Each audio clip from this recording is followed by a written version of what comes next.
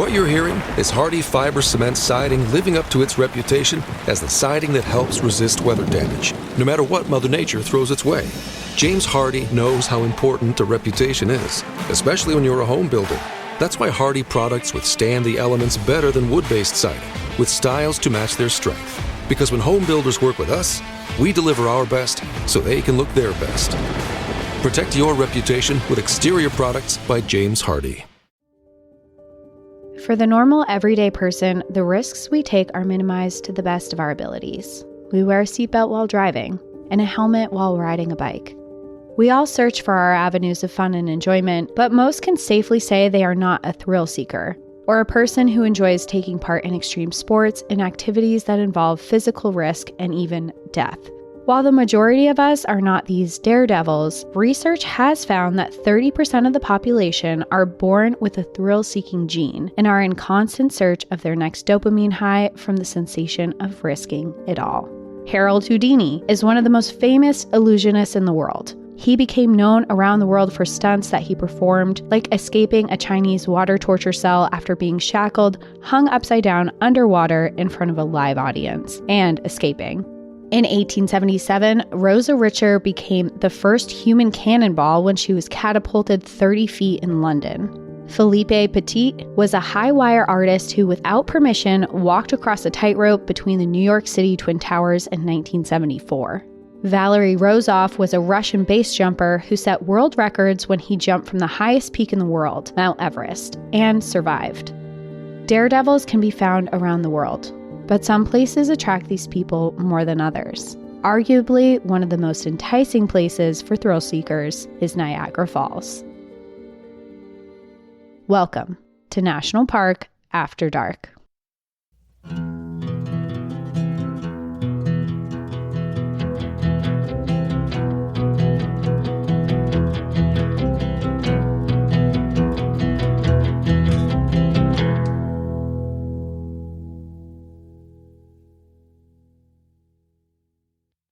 I don't know if I'm going to be able to relate to anything in this episode because I am not a daredevil, but I can't wait to hear about it. Yeah, I like to try new things, but I don't think I can confidently say that any of the stories I'm going to tell today are something that I would want to do myself. Well, before you get into it, we have a couple things to say. Housekeeping is, I believe, what it's called. First and foremost, to everybody who has been listening with us for the last 3+ years, thank you so much. If you have not yet, we would really appreciate a moment out of your time to just go over to either Spotify or Apple and leave us a rating and or review if you are able. If you have nice things to say. Yeah, please. That would be please lovely. Keep them nice. Yeah, I'm fragile. And then the other thing is Cassie just gave us a little treat. Yeah.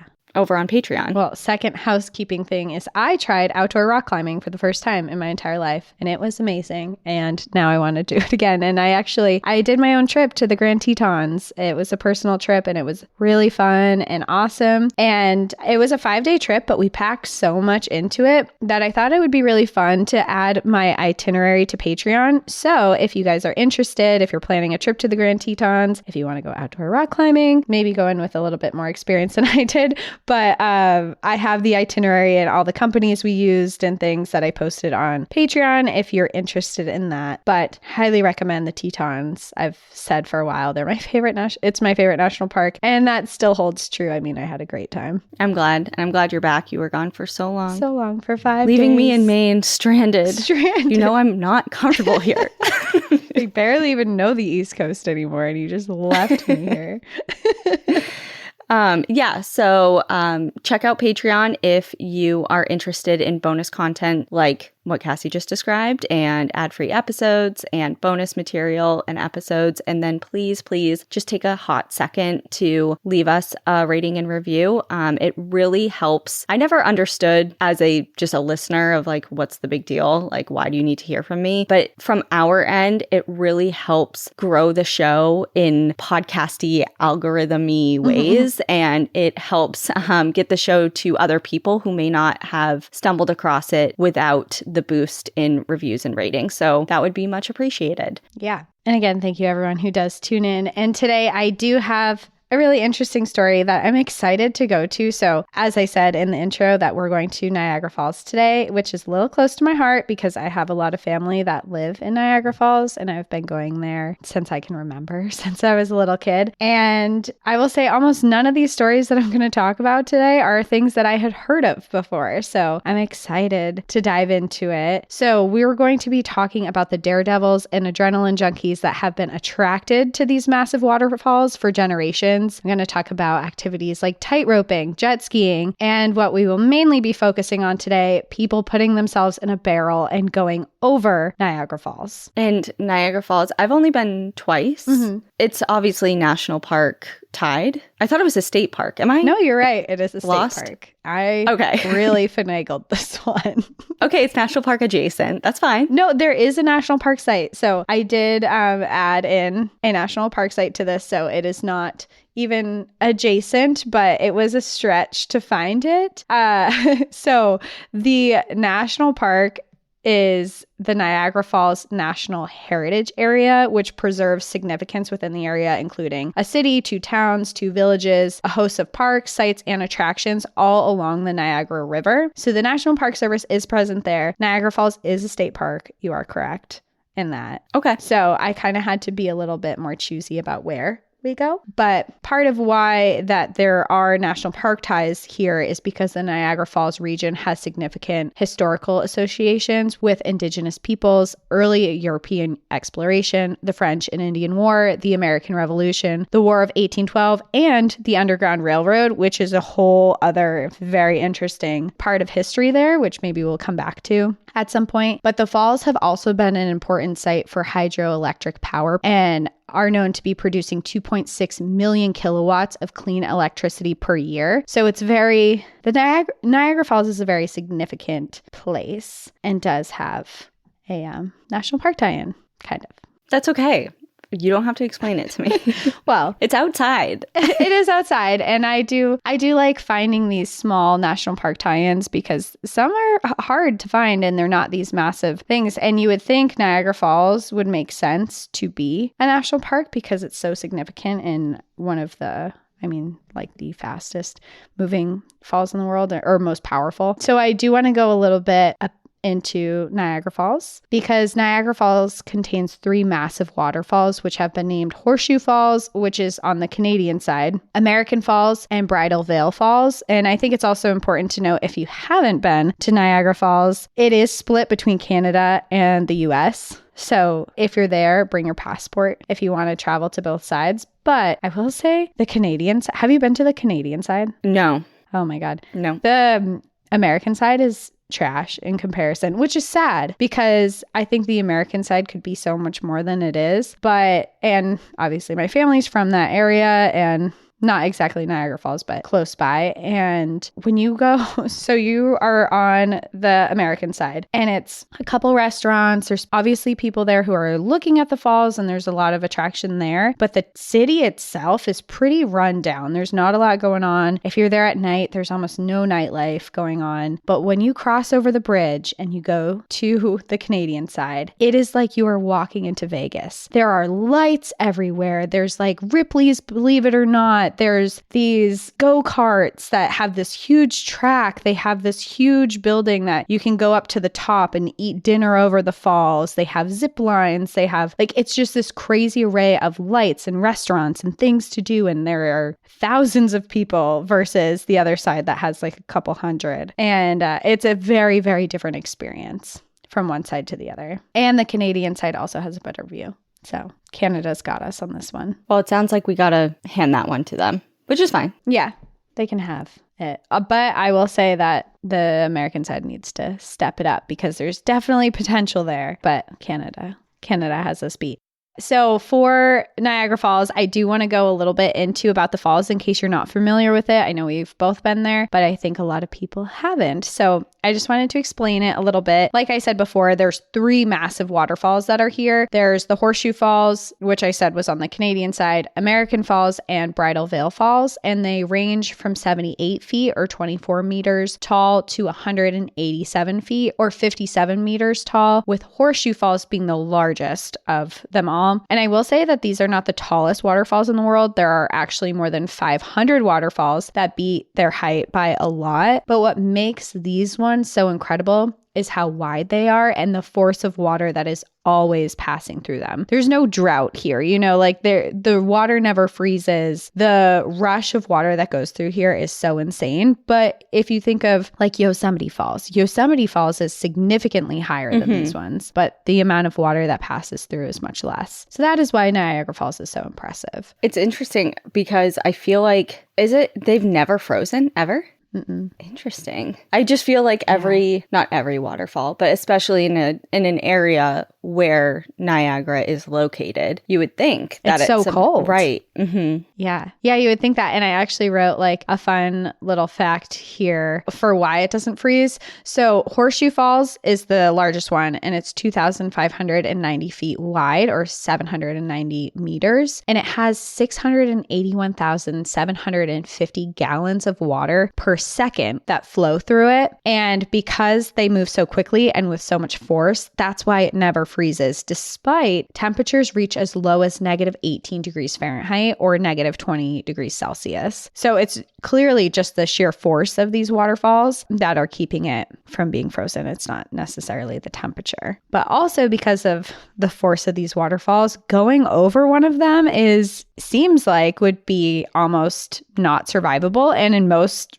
circumstances, it definitely isn't. But several sources that I found have reported that there have been over 5,000 deaths at the falls since the 1800s. And these range from daredevils, suicides, accidents, and even murders that have occurred at the waterfalls. And I want to go into a couple of the stories. I am going to veer away from the sadder ones. This is going to be a daredevil story. We're not going to go into, they are sad. There's some deaths in here, but we're strictly focusing on adrenaline today. Okay. So in this episode, I'll tell the story of the first person, who was a woman who barreled off the falls and survived. And for that, I just explained how incredible that is for someone to be able to do that. But what's also incredible about her name is Annie, her story, is that she wrote about it herself in a memoir that she titled Over the Falls, How the Horseshoe Fall Was Conquered, which was how I found a lot of my research for her story, which is really cool because there's not a lot of times where you read firsthand experiences, especially in this time frame, because this was in the very early 1900s. But along with her story, I wanted to start it off with a few other documented stories over the falls to really kind of highlight how incredible it is of what she did and how she survived. Hardy fiber cement siding is proven to withstand water, pests, and fire better than wood-based siding. And it looks better while doing it. Hardy siding has been chosen for 10 million homes and counting. See the proof at jameshardy.com. What you're hearing is Hardy fiber cement siding living up to its reputation as the siding that helps resist weather damage, no matter what Mother Nature throws its way. James Hardy knows how important a reputation is, especially when you're a home builder. That's why Hardy products withstand the elements better than wood-based siding, with styles to match their strength. Because when home builders work with us, we deliver our best so they can look their best. Protect your reputation with exterior products by James Hardy. One of the first documented deaths over the falls that I could find happened on July 19th, 1853, when 3 men attempted to row from Goat Island, which is a small island on Niagara River between Bridal Falls and Horseshoe Falls. Their boat capsized, and immediately 2 of the men were carried off the falls and killed because the force is just so strong, and it's really tall too, so going over it is very dangerous. But the 3rd man was able to grab onto some tree roots on a rock and held on for 18 hours while rescuers tried to get to him. Whoa. In this water, and the mission was deemed too dangerous to be manned, so instead they put a boat in the water and tethered it to the island and guided it downstream from the safety of the shore. So they were like, we can't get you. This is way too dangerous. We can't risk going over the falls, but we'll send you a boat for you to climb in. So when it reaches the man, he was able to climb into the boat, but seconds later it capsized and he couldn't grab onto anything and was thrown over the falls and died. Oh my God. That's heartbreaking. And I was just, It's amazing he was able to even get into the boat. I can't even get onto a raft after going tubing. You know what I mean? Like your arms are little noodles. Like tired, yeah. And he was holding on in the Niagara Niagara current for 18 hours. I mean, 18 obviously hours. your life is on the line. It's a little different, even though sometimes it felt like my life was on the line when I was waiting in the ocean for the boat to come back around for the tube. I feel that. And I thought I was going to get nabbed by a shark every time. Fair. But possible. very Especially in New possible. England. Very possible. Yeah, I just can't. 18 hours of your will to survive, and then in a second, you're just thrown over. It's really sad. And that was in the 1800s. But also, that was an accidental death. That wasn't a stunt that happened. I just thought that was an incredible story, or not incredible, but very sad story. But I also want to go into the history of I mostly want to go into the history of erratic stunts that have happened in Niagara Falls. Like I said in the intro, this is a place that has attracted people for generations to go here and try to do crazy stuff. A man named Sam Patch, who was deemed America's first daredevil and nicknamed the Yankee Leaper, was the first person to ever successfully go over Niagara Falls, and he actually did it twice in 1829. He had gained notoriety before the jump. Working in a mill, he spent his spare time practicing diving over the waterfalls that powered them. And originally, he was from Rhode Island, and he began jumping off falls all over the East Coast and was being paid to do it. He was looking for a large payout and big crowds, so he announced that he would dive over Niagara Falls. He used a platform built over the falls for him to climb up and then dive in, and then he was wearing no protection, and he planned to do it over American Falls. But the day that he announced it, there was bad weather and a delay in his jump, and the crowd was very small that watched it, and he was looking for a big payout. He wanted a huge crowd there. He wanted a bunch of people. So when he finally made his jump, there was no one there. There was barely anyone there because of bad weather. And he was like, you know what? I just have to do it again. Like, I'm going to announce I'm going to do it again. I'm going to do it bigger, better. He survived the first one. So he raises the platform 125 feet or 38 meters. And he announces that he's going to do it a few days later when the weather's going to be better. So on October 17th, that same year, just a couple days later, 10,000 people gathered to watch him as he successfully dived off the falls for a second time. And I mean, literally, like, you think about a pool, you dive in from a diving board. That's what he did, but over Niagara Falls. That's really, I don't know any of the other stunts that you're about to say, but I feel like that's one of the bravest. Or dumbest. I don't know. But dumbest. Yeah. But yeah, I mean, he had been jumping off of falls, but not like that. And just the sheer force and being crushed on there's just so much that can go wrong. But he survived. He did ultimately end up dying jumping off a waterfall in Rochester, New York, when his dive turned into a belly flop. Oof. He did this dive twice as well, kind of like this first one. And the first one that he did at this place, he actually took a pet bear cub over with him and then dived in. Wait, what? And they both survived. But imagine being that bear cub, like, leave me out of this. It's like, why the fuck are we doing this right now? Why are we doing this? And so the bear survived, thankfully. And he, again, was not super happy with his proceeds and the money that he made from this. So he announced that he was going to do it again. He was going to jump from a higher platform. And this time a crowd of 8,000 people showed up. And they reported that before the jump, he was slurring his words, and when he did the jump, instead of going into a dive like he normally did, he hit the river with a belly flop, and there was an audible smack. Oh my God. Oh. And his body wasn't recovered for 4 months after that. Ouch. I'm looking up pictures right now. Just obviously I've been there. We all, like, even if you haven't been there, you've seen iconic photos of the falls, just because it's one of those things in the US, you know, just like everyone knows what it looks like. Yeah. Probably. And I'm just kind of wanted to refresh my memory just to really put this into perspective. And I hate to say this to you, but there's some that they're showing it frozen. The full falls. I don't know. I don't know. There's no running water. Okay, well, I can't tell. Anywhere. I don't know. Just a picture. Like, when I said that they haven't frozen, I mean they haven't completely frozen. Okay. I looked it up and it said it hasn't. I'm not looking it up. I'm just seeing pictures. So maybe frozen in its entirety was my question to you. Because, of course, there are portions, I'm sure, that freeze over. But yeah, these are just, imagine diving headfirst off of this is wild. No, thank you. Yeah, no, thank you. Yeah. And it's crazy because he didn't even die on that one. He died on another one, which is still a crazy waterfall if you look it up in Rochester. But it's just like, he didn't even die on those falls. It was another one. And he did the Niagara Falls twice. He's like, I didn't get paid enough for this. And not enough people were watching. So let's do it again.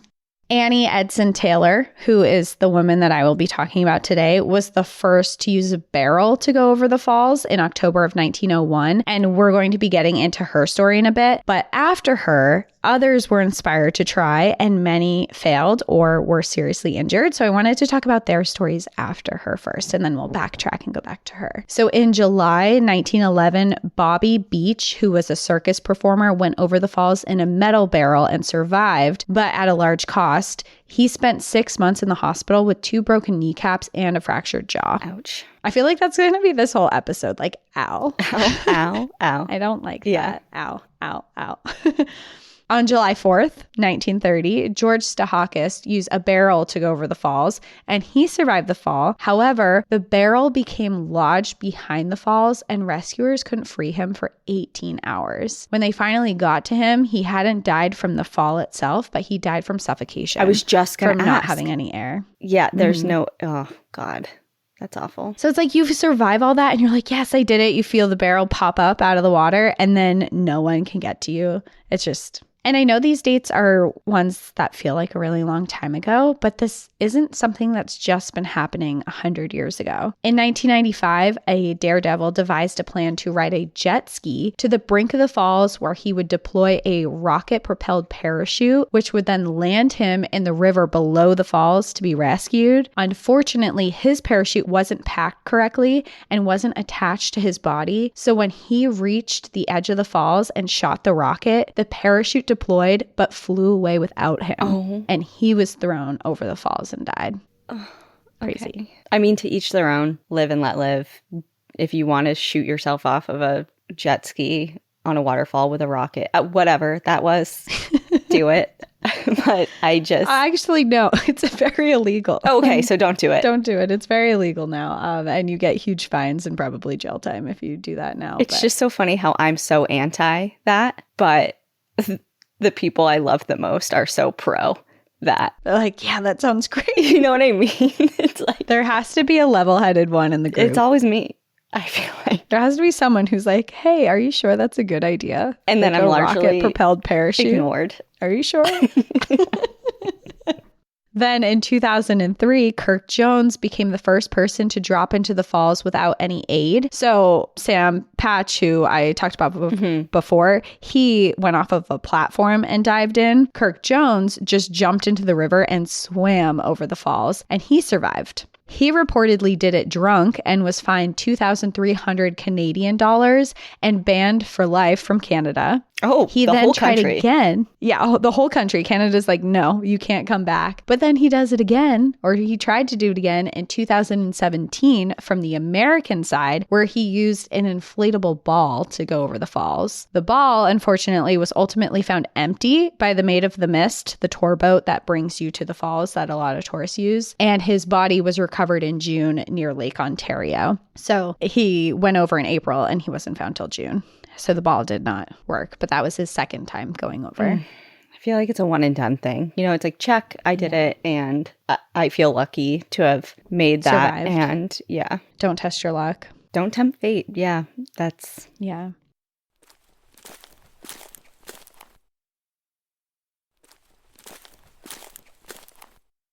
Then, of course, there are the tightrope stunts that have taken place over Niagara Falls. These have been happening since 1859, but on June 15th, 2012, I don't know if you remember this because I know I watched it, an aerialist and stuntman Nick Wyenda became the first person to walk across a high wire that stretched over the actual falls. It attracted an audience of 100,000 people and was streamed live on television where 10 million people watched. And I was one.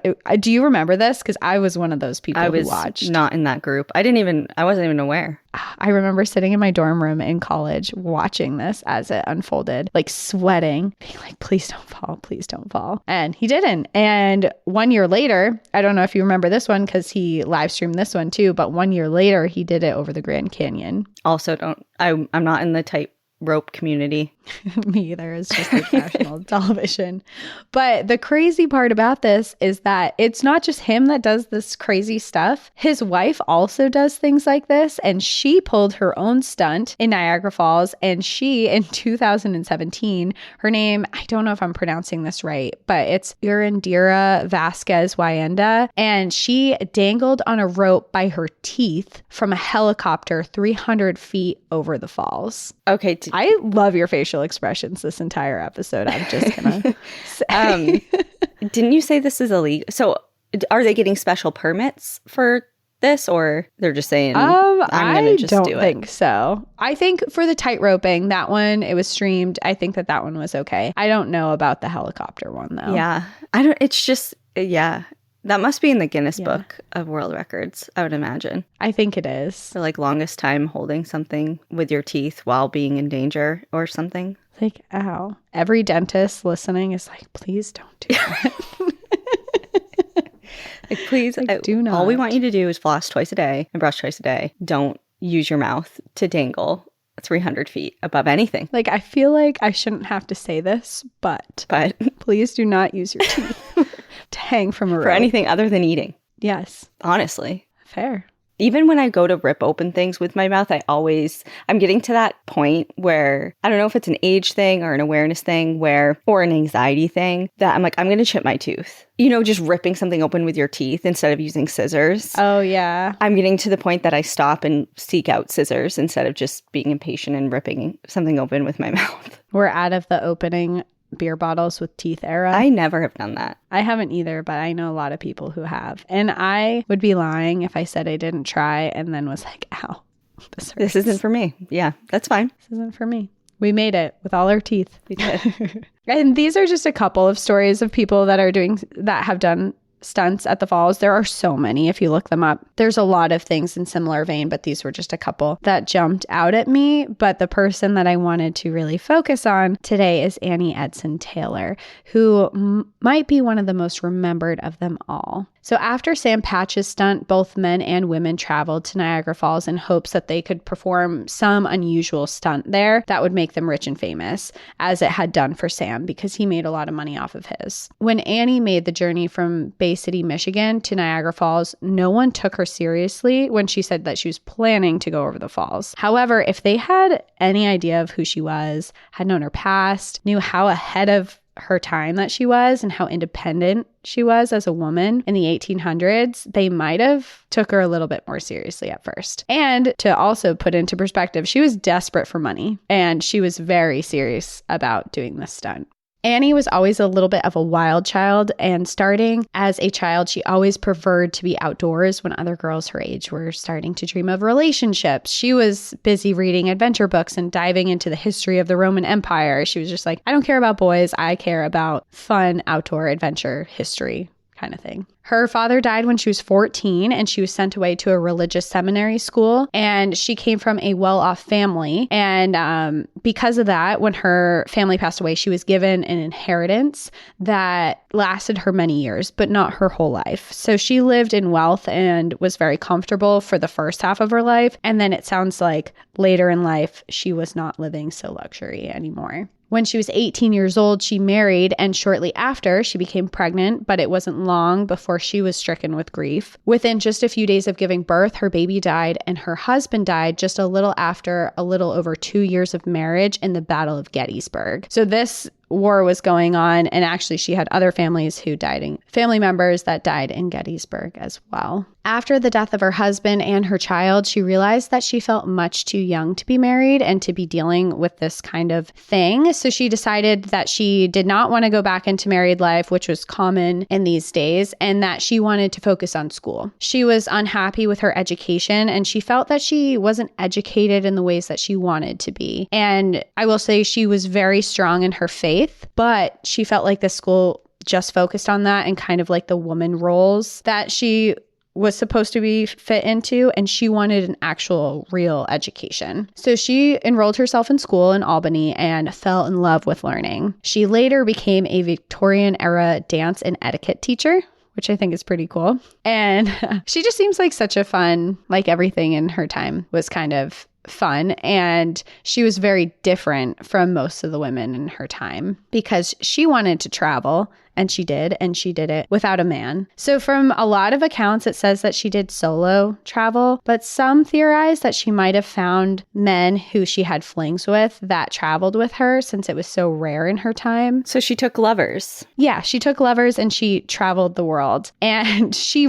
really did. I mean, she was everywhere. She was in the Alps. In the 1880s, she told her family she was heading to Cuba, and they all were like, do not go there. They adamantly objected, but it didn't stop her. She boarded a ship from New York to Cuba by herself, and she stayed there for months. And people theorize that possibly she had a lover down there, but we don't really know. After that, she traveled alone from Cuba to Texas to see a friend who had moved there with her husband. And her friend has been referred to in texts as her most intimate friend. And when she arrived, she stayed for years. And I don't know if this is like, there were some things that said that kind of hinted that they might have been lovers, but nothing is confirmed. Okay. And especially in the 1800s, it's just hard to navigate. Like nothing like that would have been documented, I feel like. But I kind of get the vibe as she stayed to be with her there. Her friend had a husband, but they were really close, and she went all the way to Texas to be there. So she got a job at a high school, and then she would also take vacations in New Mexico, where she would take the railroad to get there. And I want people to keep in mind that this is a really dangerous time. I mean, it's during the time of Gettysburg. The railroad was being built. The towns were really dangerous. There were battles that were going on between settlers and indigenous people. And every vacation she went on, she was putting her life at risk. And her travels were not without incident. It wasn't like, oh, she hopped on, had a great time. I mean, in one of them, she was returning to Texas and she was chloroformed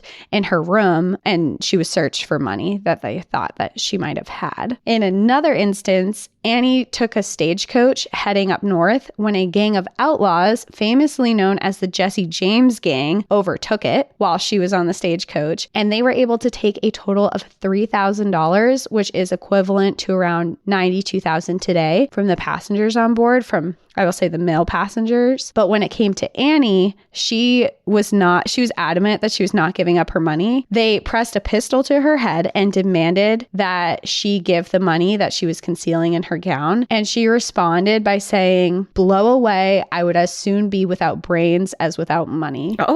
Oh. And they must have been like taken aback or appreciated. They're like, hey, I get you. I'm here robbing a place for money, because they spared her life after she said that. They're like, I feel like it was a respect, like, okay, respect, and I'll move on type of thing. Because I'm sure, I mean, how many people, man or woman, would have a pistol to their head? Well, would have had that response. It's kind of like, okay, like you get a pass for that. Like, I see you. I see you. Have a good day.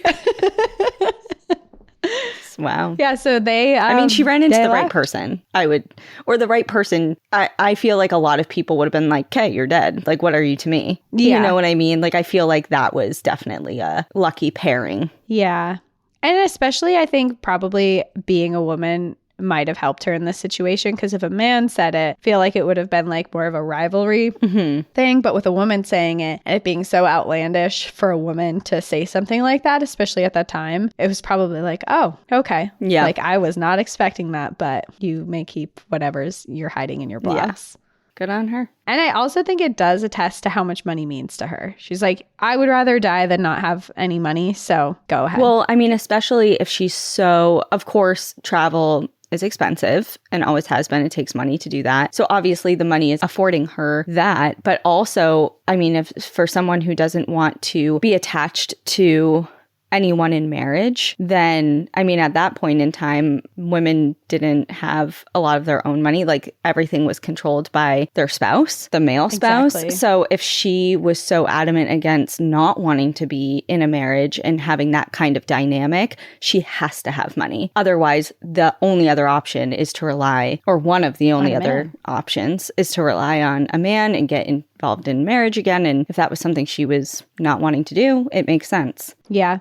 Exactly. And I mean, her whole livelihood was riding on whatever was in. She didn't have a bank account or anything like that. It's just whatever cash she had on her. So after that incident, she spent years teaching in Asheville, North Carolina, Washington, D.C., and Chattanooga, Tennessee. And she eventually landed in Bay City, Michigan, where she taught classes again and remained there until October 4th, 1900, when she left and arrived in Niagara Falls, New York.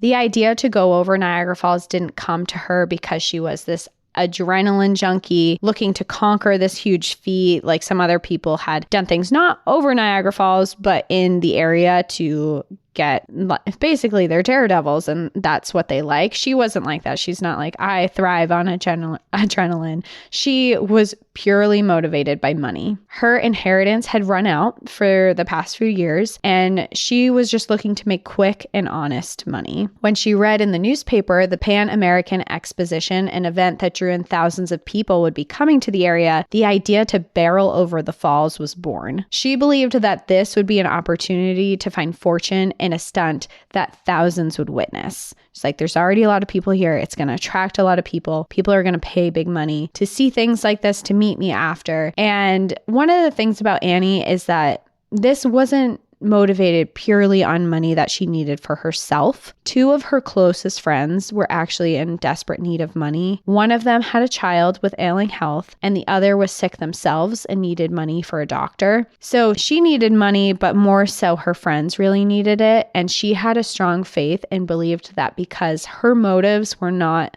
of selfish ones, that God would take care of her if she went over the falls. At the time, taking a wooden barrel over the falls wasn't something that people were doing, but they were using barrels to cross over the Niagara Whirlpool. And this is a natural occurring whirlpool in the Niagara Gorge downstream from the falls. And the whirlpool naturally spins counterclockwise, but sometimes with high water levels, it will reverse directions. And this whirlpool rapid reaches 48 kilometers per hour or 30 miles per hour. So it's a really fast, I mean, if you're going in a circle and a whirlpool going 30 miles per hour, that is a lot. The first barrel crossing happened in 1886 with a man and woman sharing a barrel. And after that, interest in barrel crossing subsided until the 1901 Pan American Exposition that took place in Buffalo. This drew in crowds of people to the area, which revitalized the idea for barrel stunts across the Whirlpool Rapids. People are like, wow, this is so cool. No one's done this in a while. Let's gather around and watch people do this. At the exposition on September 6th, Martha Wagenfuhrer became the first woman to cross the rapids solo. The following day, Maud Willard attempted but died of suffocation inside of the barrel. Maud's death didn't deter Annie from her goal, even though after it, all barreling activities in the water were banned. Once Maud died, they're like, okay, we can't do this. We thought it was cool. It's not. But she didn't care. She went about it anyway, and she marketed herself in newspapers and flyers at the exposition as a 43-year-old woman who would defy death by going over the largest of the waterfalls, which was Horseshoe Falls. But in the beginning of this, she kept her identity a secret to add mystery to the event to try and attract people. She's like, I'm a woman. I'm going over the falls. That's all you need to know. And she was quoted saying,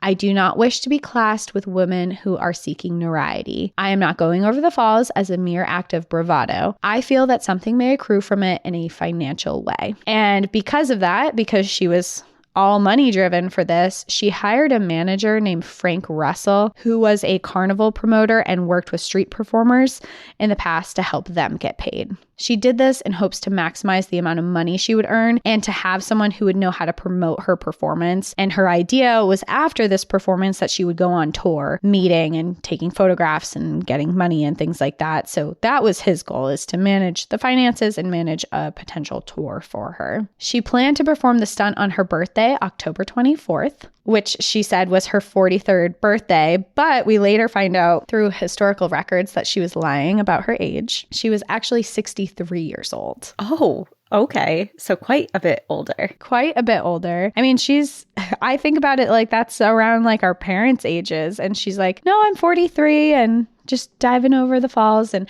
I think part of that was because at the time, especially, it was more attractive and enticing for a younger woman. So she's like, maybe I can pass as 43. So that's how she advertises herself. When the idea of barreling over the falls came to her, she actually designed the barrel herself as well. She first began her design simply by cutting it out of paper and sewing it together with twine to figure out exactly what she wanted. When she perfected the design, Kentucky oak was used to build it, along with 10 iron hoops to hold it sturdy and mattress padding to help absorb force from the fall. It ended up being 4.5 feet tall and 3 feet wide and weighed about 160 pounds because of an anvil that she fastened to the bottom to prevent the barrel from being turned upside down. So that weight would kind of hold it so she wasn't head first going down the falls. Okay, so it managed the direction of her fall. Yeah, exactly. The idea was that if Annie fell from the falls upside down, she would be at risk of breaking her neck, whereas if she fell the other direction, her legs and her feet could take the brunt of the fall. And also within the barrel, it had a harness built inside that was used similarly to a seatbelt to keep her from being violently tossed around. It was to secure her in one spot, try and minimize any damage when she hit the water. And this part's messed up. Before going over Horseshoe Falls herself to test the barrel's durability, Annie's manager, Frank Russell, wanted to do a test run to make sure it could withstand the force of the fall. So on October 22nd, 1901, just 2 days before her stunt, out of the public eye, they tested the barrel out. And they did this by replicating the way they would send her over, bringing a boat to the middle of the Niagara River and cutting the line the barrel was attached to. But instead of putting her in it, they used a cat. They watched as the barrel went over the falls, and a group of people waited at the bottom to retrieve it. The force of the falls buried the barrel underwater for a few moments before it came bobbing back to the top again, and they were able to retrieve it quickly and opened the top. They found the cat alive with no injuries except for a small cut on its forehead. Have you looked into, other than the bear and the cat, what other animal? I feel like there's more for some reason. I feel like there's more animals that have gone over the falls. Intentionally or unintentionally. I know there was a, remember that video, I think it was last year, of the deer that was stuck, like it was in the river, about to go over the falls, and people were trying so hard to help it, and it went over. I don't know. I feel like it sounds familiar. It was cycling the news and stuff, and obviously like wildlife over the however many hundreds of years, thousands of years, that I don't know the geologic history of the falls, but you know that unintentionally wildlife has gone over. But I'm talking about like intentional testing, or I don't know what have you. I'm trying to look. I found, there's an article that talks about animals that they have sent over. And we don't have to get super into it because I don't want to like make anyone super sad. Yeah. I just feel like it's a thing, or it was a thing, because people will people all the time. Wow. Yeah. Now that I'm researching this. Is it worse than we thought? Yeah. Well, it's hard. Okay, so they did a stunt where they were sending a bunch of animals over the falls. It said the actual animals documented were a buffalo, 2 small bears, 2 raccoons, a dog, and a goose. A few reports from this day also noted 2 fox, 15 geese, and 1 eagle. On the appointed day, the animals were assembled and visitors were allowed to board the boat and view them. The total crowd was estimated at around 10,000 people. Then the vessel was towed from Black Rock to Navy Island, pointed to the falls, and released, rocking in the boils and perilous waters. At the rapids, the hull was torn open and the 2 bears escaped, swimming to Goat Island, but the others were tied or caged. What? What is the purpose of this? Did you say? Only a lone goose survived to the base of the falls. It was a tourism stunt. Oh my God. That is disgusting. Yeah. Put on by what? The state or something? Or whoever. 3 hotel operators said they would take living animals from area forests, put them on board, and send them through the forbidding white water leading up to the falls, and then send the whole shebang over the edge. And that's thevintagenews.com is what I'm reading this, like, just while for everyone listening, I'm just finding this out as I'm reading it. I just found this article when you said that. But yeah. I knew. Really I just had a feeling. I just had a feeling that some icky people would do that. And the fact that 10,000 people showed up to watch that too. Yeah, which is so interesting because when you reflect back on, public executions and things like that for people, I mean, obviously there's differences in that. Usually those are convicted killers and sexual abusers and things like that people have historically gathered to witness their deaths. But tying up innocent animals to plummet them over the waterfalls for publicity is a different type of evil. And I agree. That is something I would never want any part of other than protesting it. Right. Right. Like that is insane. Yeah. Sorry to divert the topic. I mean, it is relevant because I think part of why Annie and her manager did this out of the public eye was because of they were sending a cat over the falls. And it does get out and she ends up posing with the cat later. Which I'll talk about. But I kind of think that maybe they didn't mention it as it was happening because it was a cat and they weren't sure if it was going to live or not. But then once it did. But cats are such fragile creatures too. And I just imagine that cat was unwell for a long time after. 100%. That's awful. It's so traumatic. So anyway, with that, Annie's stunt was officially a go, and she actually unveiled the secret that she was the one who was going to be going over the falls. Before she was anonymous, and now she said, okay, this is who's going. And a lot of people were like, wait, you're the person? She looks very unassuming. She kind of has what other people wrote, like more of a wholesome vibe. Like she doesn't look like this crazy daredevil. She looks like someone that you would see walking down the road, not someone you would see barreling off a cliff. So when people saw it, they're like, is this just some weird publicity stunt? Like, what are you talking about? You're not going to do this.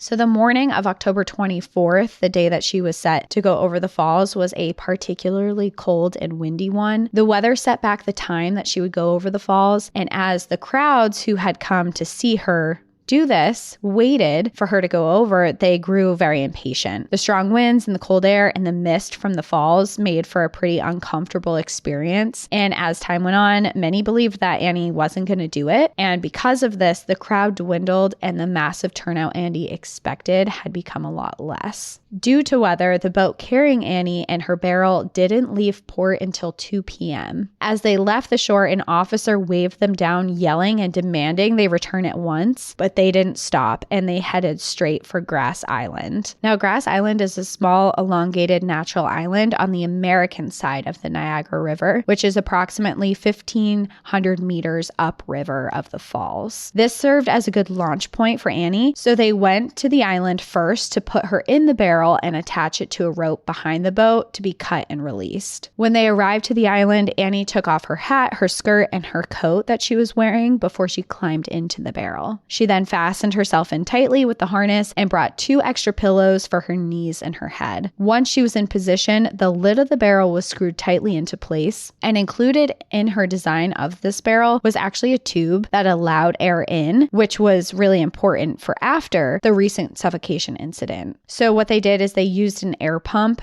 to push fresh air into the barrel once they closed it until it reached 30 psi, and then Annie put a cork in the end of the tube, which she held in her hand. So if for some reason the team waiting for her at the bottom couldn't make it to the falls, she could uncork the tube and then there would be like a small amount of air that could come in for her. Following this, she was placed into the water with a rope tied to the boat, and the 2 boatmen brought her out to the middle of the Niagara to the current that they believed if they let her go in, it would carry her directly over Horseshoe Falls. She waited to hear the knock on the barrel that would let her know that she was officially cut loose and that there was no turning back at that point. When the knock came at 3:50 p.m., she knew that she was about to conquer a feat that no one had ever done before, or she was about to die. And in her memoir, she wrote of this moment. She wrote, "I was started on a trip no traveler had ever taken. My heart swelled, and for some moments I felt as though I were being suffocated. But I determined to be brave. By a supreme effort of will, I calmed myself at once and began earnestly to pray. If it was God's will to spare my life, if not, to give me an easy death. The beginning of the ride through the rapids she describes as a pleasant experience. It would toss and turn, but relatively gently until she came to the first real drop in the rapids. For a moment, the bottom got caught on something and swerved around, and she felt like she was being turned over and her head was facing down, but with a quick jerk, she was upright again. In another rapid, she felt the barrel become completely submerged in water, but after a brief moment, she felt it bob above to the surface again. She then swerved to the left in a direction where she knew there was a series of giant rocks, as she had always feared she would collide into them. But after a few more fleeting moments, she passed them without incident. At the brink of the falls, she heard the rushing water and felt the barrel come to a pause and then get ripped down with a current. She plunged 158 feet below to the river. The feeling of falling in this moment was pure horror, she describes. She felt like she lost her senses and she couldn't tell which direction she was facing in, and the water just boomed around her. I mean, if you've been to the falls, you know how loud it is from far away, and she's in it. In one moment, the noises were so loud, and the next, the force of the waterfall pushed her deep under the water into the river, and everything went silent. Her barrel tried to resurface, but was caught in the churning of the falls. The barrel whirled and thrashed, and soon she was thrown to what she felt to be 5 feet out of the water before falling back in and being violently tossed around, smashing into rocks and debris. This seemed to go on forever, and she questioned if it would ever stop, when all of a sudden she was lifted from the water and she heard herself land on what felt to be a rock. When she realized she was being rescued, she immediately fell unconscious. Oh, she just passed out. She's just like, oh my God. It's over. I just thrown everywhere. Where she landed, she arose on the Canadian shore, and a team had been waiting for her. There was her friend and daredevil, Carlisle Graham. He was a famous athlete who had been known for his stunts in the whirlpool rapids, both in a barrel and by swimming it. Along with him was an expert swimmer, Kid Bailey, Harry Williams, who was the proprietor of the Lafayette Hotel, and engineer John Ross of the Maid of the Mist. They used a wrench to break open the top of the barrel, and when the fresh air hit her, she regained consciousness, and she heard a voice exclaim, "She's alive!" She responded to this by saying, "Yes, she is, though much hurt and confused." Yeah, it's like, I'm here, but I'm unwell. Like, am I here? I don't know. And luckily, she didn't have any broken bones, but the thrashing and force of the fall had left a lot of pain in her shoulders and her neck, and she also had a severe gash on her scalp. Following that day, she was brought to a home or a hospital. I'm not really sure which, but she was sent somewhere where there was going to be a doctor, and he tended to her and forbade any visitors. He's like, I know you just did this crazy stunt. I know you want to talk to people, but you can't have anyone around. Meanwhile, while she's recovering, witnesses wrote down statements to the newspapers confirming that Annie had successfully barreled down Horseshoe Falls and made history, because some people were skeptical. So the people who picked her up and witnessed it were like, hey, no, I saw this happen. And including in these witnesses was Miguel B. Butler, who was the mayor of Niagara Falls at the time. And also in that was John Ross, the engineer, the Maid of the Mist, who had helped pull her out. Annie took a couple of days to recover, and while she was in bed, she received a letter from an unknown man, impressed by her achievement, and proposed marriage to her, which she was like, I just did this crazy feat. I have no like, she is not interested in marriage at all. Basically, all these men, she's like, get away from me. So she declines the offer and is like, get away from me. I don't need you. When she was released, she was invited to attend the Pan American Exposition in New York City, where she agreed to go and displayed her barrel and brought the cat, who had gone over the falls as well. She posed for photo ops and signed her autograph for interested fans who attended. Not everyone was impressed by this major feat that she had just accomplished. Martha Wagenfuhrer, who had accomplished barreling the Whirlpool Rapids just days before, and who I had mentioned before, was quoted in the Niagara Falls Gazette saying, "This woman, Mrs. Taylor, I see by the papers, went over the Horseshoe Falls. Now everyone knows there ain't much in going over Horseshoe Falls. They ain't very dangerous. Of course, no one could go over Niagara Falls. The real falls are 270 feet high, and it's most likely that if any went over in a barrel, the barrel is going clean to the bottom and never coming up, or else be smashed to pieces. Miss Taylor never went through the whirlpool like I did, and everyone knows that's the worst trip there is. I'm the second one who has gone through the whirlpool and lived to tell the story." So she's just like, it sounds like she doesn't really believe she did it, and is also like, what she did isn't dangerous. Like what I do is dangerous. Sounds a little bitter.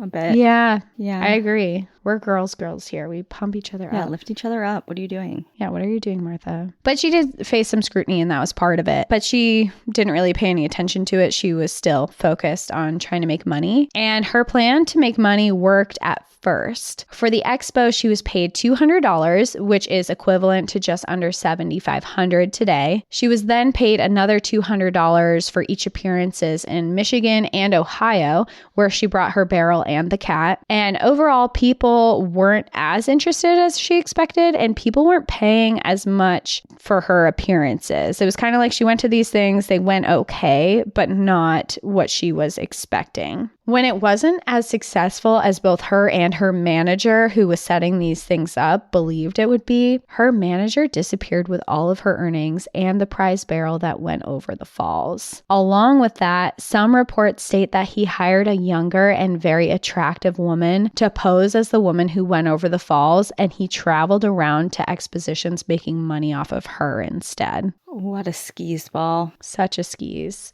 Annie, of course, was really upset. This was her livelihood that she was trying to make. So she spent a lot of her savings that she had hiring a private investigator to get her barrel back so she could go and be like, no, it's me. Look, I have the barrel kind of thing. But it proved to be pretty fruitless. They were able to find the barrel in Chicago very briefly, but just after they found it, it disappeared. And actually, from all accounts that I've been able to read since, that no one knows where the barrel is today. Oh, what a find that would be. Yeah. Imagine it's just like sitting in some antique shop somewhere. An antique shop or someone's attic, you know, like just like kind of. And you don't even know what it is. Maybe you inherited that house and from a family member and you're like, I wouldn't know what that is. You don't know her story. It's in someone's bar right now. You know how people do like the barrel tables or the barrel bar stools? Yes. It's just sitting there. It's painted white. Oh, yeah. Let's stop painting antique things, please. Also, just a side note, please stop. Especially white or gray. Let's not. We're over that, right? We're over that. Please, everyone. I have off track, but I have an A-frame and it's all really beautiful pine wood. And a lot of people, and even in me for a hot moment, I debated painting the walls white. And after like looking at this beautiful wood for so long, I'm like, I can't do that. Yeah. Although some places it looks really nice, but my support beams would not look good with white, which is why I also have decided I can't do it. It's also not a 1895 piece of furniture or something like that. You know what people are doing. You know, it's like wouldn't be.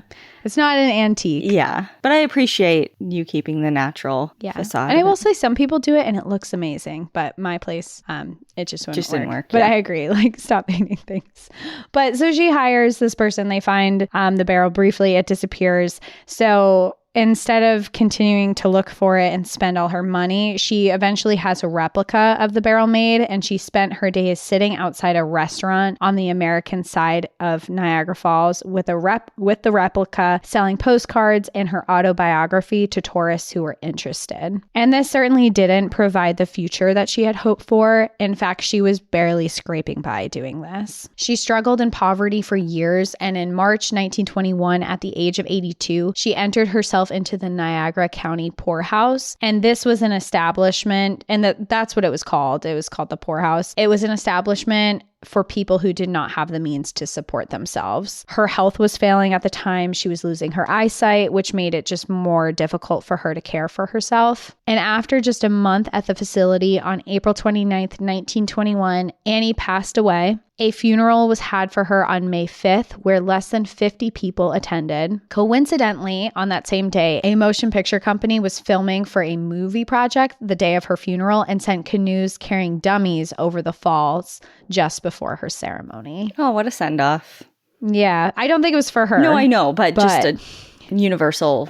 It happened. Thing. Yeah. Yeah. And following that, she was buried at the Oakwood Cemetery, which is a cemetery where many famous Niagara Falls daredevils are buried to this day. And she was buried next to her friend and fellow daredevil, Carlisle Graham, who I had mentioned was there to pick her up. And he actually, I didn't read super far into this, but he was like this big daredevil and he died of a cold. So she ends up buried next to him, but I don't know the whole story surrounding that. But wow. yeah. And that's my story of Annie Edson Taylor. Wow. I mean, kind of a sad end, obviously.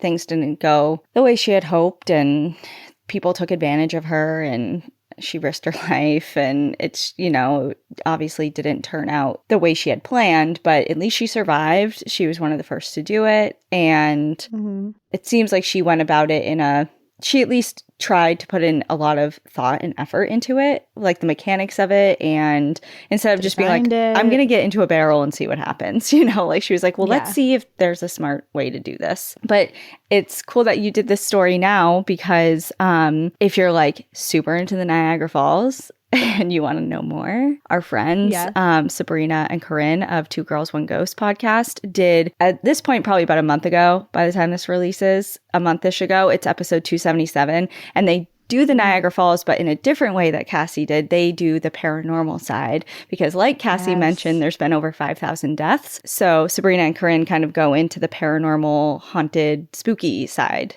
of... Yeah.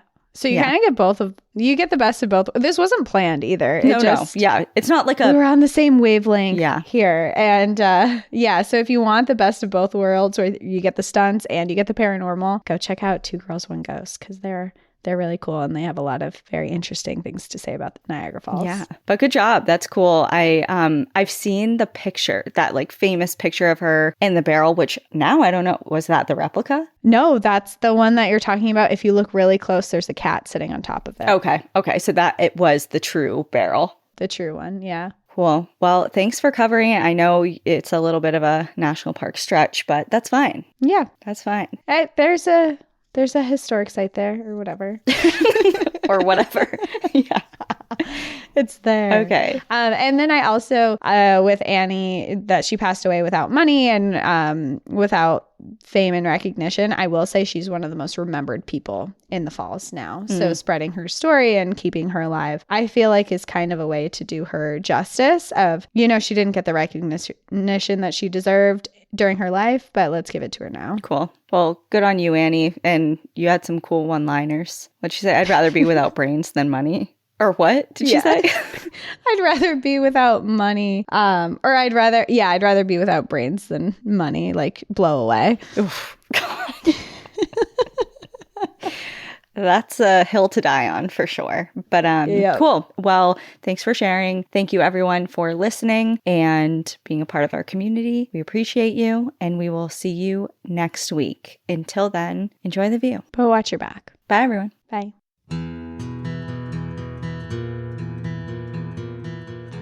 Thank you so much for joining us again this week. If you have a trail tale or story suggestion, send us an email at stories@npadpodcast.com. Follow us on Instagram and Facebook at National Park After Dark, and on Twitter at NPAD Podcast. Join our Outsiders Only community on Patreon or Apple subscriptions to listen ad-free, unlock monthly bonus episodes, and exclusive content. And remember, when you support our sponsors, you are supporting our show. For our exclusive discount codes and source information from today's episode, check out the show notes. For more information on our show, our book recommendations, merch updates, and more, visit our website at npadpodcast.com. And please rate, review, and subscribe from wherever you listen to podcasts.